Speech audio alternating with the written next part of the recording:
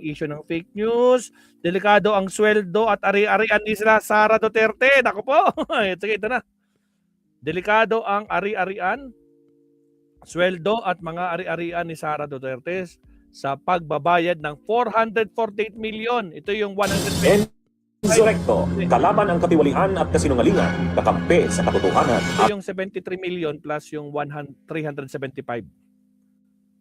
Itong naging pagpapasya, direktiba ng COA, na ibalik na kasi Attorney Cayosa, kung atin pong babalikan, ang laging binabanggit ng kampo ni VP Sara Duterte, naka-appeal pa yan yung notice of disallowance, naka-appeal pa yan wala pang final na desisyon.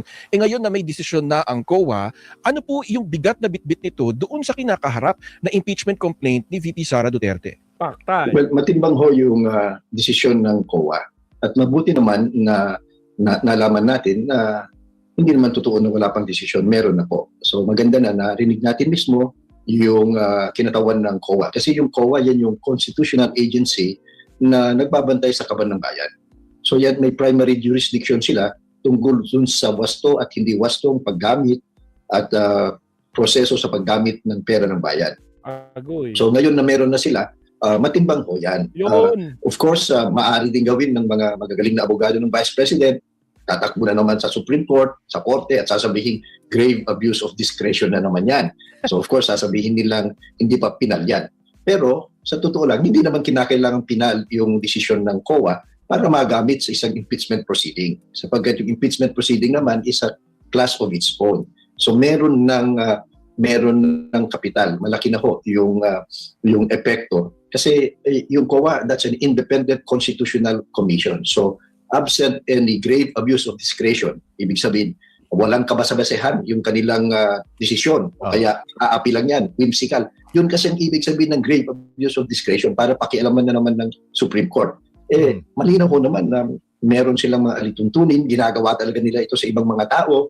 So, malaking respeto, there is great weight dun sa desisyon ng COA as an independent constitutional commission.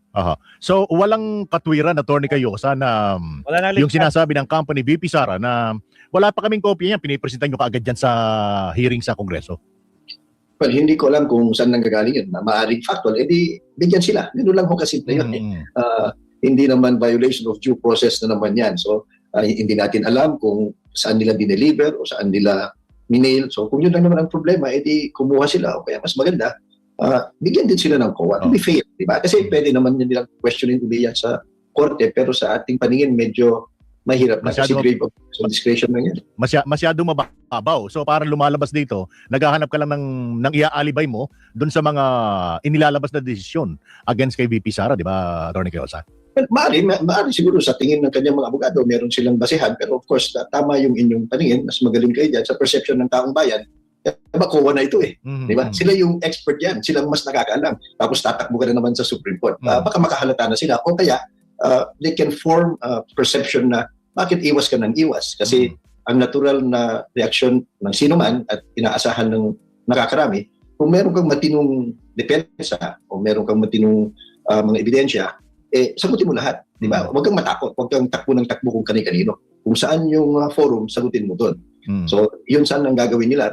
At nabigyan naman na rin sila ng pagkakataon Diyan, di ba, sa desisyon ng COA, yung naunang desisyon nila, nag-hain sila ng mga pleadings for it to be reconsidered, pinakinggan naman siguro ito, kinimbang ulit, at ngayon, meron na silang final na desisyon. So, mabigat-bigat ko yun na development. Baka naman ini-exercise ni VP Sara yung nasa constitution na yung right to self-incrimination. Well, hindi ho ganun kasimple yung right against self-incrimination. As a matter of fact, kung yun ang gagamitin mo, talo ka dun sa perception Kasi di ba, kung yung sasabihin, hindi ako sasagot yan kasi kung sasagot ako, mapapahamak ko. Parang inaamin mo na merong hindi matinong sagot, di ba? So, most usually, ina-avoid yan. So, I suppose, ang kanyang mga abogado, i-avoid din nila yan. Because, look, ang impeachment case impeachment trial, is not nadikahon na gaya ng exactly criminal case or civil case or administrative case kagaya sa COA, na puro ebidensya lang yan. It is a combination of the law, the evidence, of course, and the politics of it. Kung ang perception na nakakarami na parang mag-evade ka ng evade, di ba? Nakailang takbo na yan sa Supreme Court, baka ang pressure sa mga mambabatas, either the prosecutors o kaya ang mga senador, lalaki. na baka magkakaroon ng perception na baka guilty nga ito kasi ganito ang kanyang ginagawa. So I'm sure iniiwasan din yan ng defense. So tinitimbang din nila na yung public perception hindi totally ma-erode against her. At ang nakalagay po dun sa pagpapasya ay restitution. Ano pa ba ibig sabihin ng restitution? Ibalik mo yung hindi tamang paggastos, di balik mo. Yun ho, ibig sabihin nun. So responsibility niya yan. She was the head of agency, siya ang nag-approve niyan. At kung paniniwalaan natin yung mga salaysay ng mga complainants o kaya mga witness, mukhang nagamit yan sa hindi tama. At the very least, ang sinasabi ng COA, yung mga documentation dito, mali-mali. Hindi. Kasi nga, biruin mo ho naman yung mga pirma. Ngayon, lumalabas yung mga, sa pagsusunod ng mga eksperto, hindi lang isang tao, kundi buong ahensya. Yung mga pirma, iisang pumipirma sa napakaraming resibo. Doon naman sa isang ahensya, yung mga pangalan pinaglalagay, hindi naman sila pinanganak na Pilipino, wala nga naman sila dito. They don't exist. So sa COA naman, hindi sumunod sa proseso, hindi tama ang paggamit, hindi tama ang pagka-document, questionable lahat ito. So yun ho ang ibig sabihin yan. These are institutional findings na would command or deserve respect from any other agency or official of government. Pero yung restitution naka-address individually, Attorney Cayosa, di ba? Hindi yung institusyon ang dapat sumagot. Of course, hindi naman pwede na kung ikaw ang may kagagawan yan, ikaw nag-utos, ikaw ang nagdesisyon, pag may problema, ang pababayaran mo, gobyerno ulit. Di doble lugi ang gobyerno. Yun, no? Para at least mali. Irregular, improper, illegal. So hindi pwedeng ang pisina mo ang mananagot dyan. Never naman na mananagot ng gobyerno dun sa illegal o irregular o improper na gawain ng sino mang kawani nito. Kaya malinaw yung utos ng ng COA, naka-address individually yung mga dapat na magsoli nung So ibig sabihin, Attorney Cayosa, itong 448 million in total kailangan bayaran personal ni VP Sara Duterte at saka ng iba pang respondents. So far ganun ang decision ng COA. Kasi as far as COA is concerned, and that's the primary jurisdiction ng COA hindi tama yung paggamit, irregular, hindi tama yung pagkadokumento, kulang-kulang. As far as they're concerned, tama lang ho naman, nasa rules nila yan. At kung hindi po bayaran, Attorney Cayosa, kung hindi bayaran, ano pong magiging implikasyon nito? Di, pwede hong panagutin siya. Yung lahat ng kanyang mga sweldo, lahat ng kanyang mga arera, pwede ho yan. Of course, kasi nga, as of now, she's a public official. So, there's a power of compulsion on the part of COA. Hindi ho naman pwede dahil matas na official ka o you have a political mandate, exempted ka. Kung ordinaryong empleyado yan, tatanggalin sa sweldo mo Di ba? O kung meron kang mga arrears, pwede ho nilang i-levy after due process, of course. So, ganun lang yun. Dapat masanay ho tayo ang susugan natin, regardless of your stature, ranko sa republikang ito, sa gobyerno. Kung may kasalanan, ka managot ka.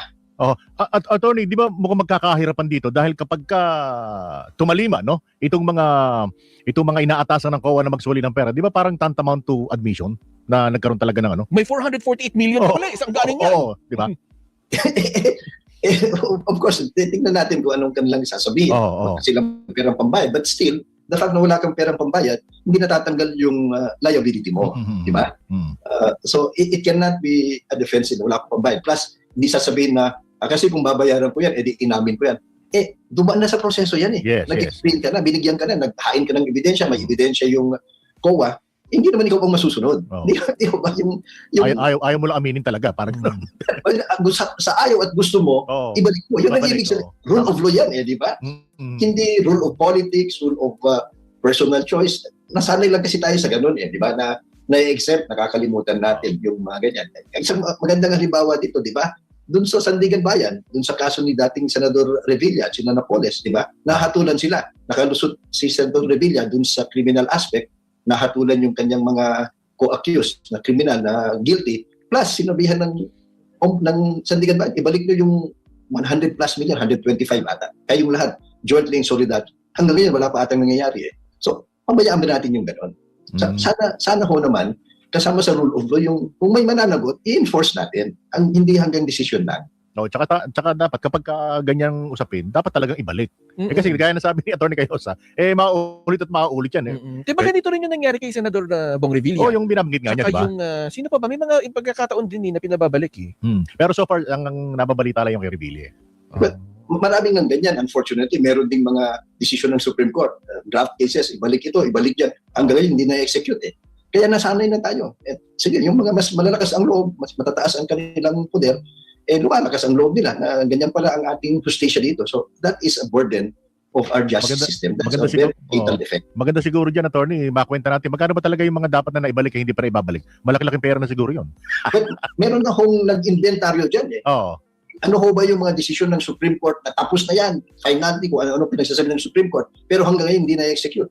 Ganun din ang Sandigan Bayan, ang COA, na di-dribble till kingdom kami. Kaya yun ba, hindi natakot kung minsan ang mga mandarambong sa batas o kaya sa mga hukom o mga auditors at kung ano-ano man, no? Dahil alam nila, hanggat sa kahulihan, kahit ma-convict sila, minsan, bago ma-convict, kaya nilang impluensyahan, pera, politika, pananakot, at kung ano-ano, di ba? Ambunan mo, baka makalusot ka, ma-dribble, ma-delay. Kung sakasakaling umabot ng desisyon, kahit may desisyon, kung may sapat kang kakayanan, resources, at poder, aba, pwedeng nakakalimutan yung execution. Yun ang nakakalungkot eh. Kaya paulit-ulit, palaki ng palaki yung pandarambong sa ating kaban ng bayan. Bunyog, bunyog, halikan na kasama ka. Salamat, Bunyog. attorney. Mag-isa pa tayo. Last, attorney. Yung maiksi lang. Isa pa. Yung natin to. 35